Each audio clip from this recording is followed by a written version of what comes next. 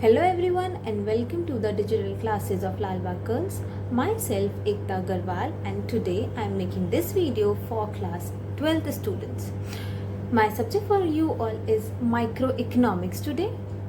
Students, this is a new chapter for you all, so let us start our video. Please do not forget to like and share the video and do subscribe the YouTube channel of Lalbagh Girls to get more videos. Okay students, today we will start a new topic which is indifference curve analysis. So in our previous videos we have discussed about the cardinal and ordinal utility analysis. So this IC curve is based on ordinal utility analysis, that is it is based on the ranking system which is the high, low, first, second and third, which was discussed in the earlier videos. Now let us look at its assumptions. So the first assumption is that money income of the consumer is given and does not change.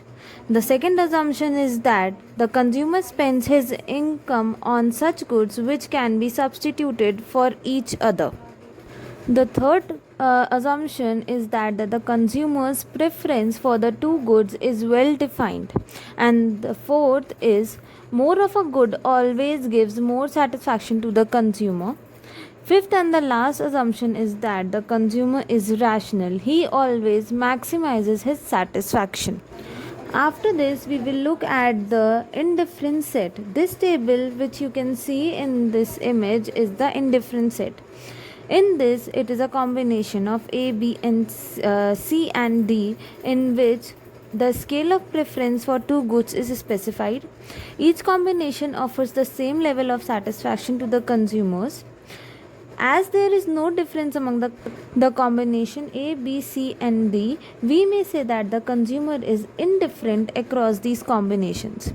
So, indifference set is a set of those combinations of two goods which offers the consumer the same level of satisfaction, so that the consumer is indifferent across all the combinations that are present in his indifference set. Okay students, when we plot this indifference set, the curve we obtain is known as the indifference curve. It has all the points which are there in this indifference set. So indifference curve is a diagrammatic presentation of an indifference set of a consumer. It shows different combinations of two commodities like apples and oranges, the example which are given, offering the same level of satisfaction to the consumers.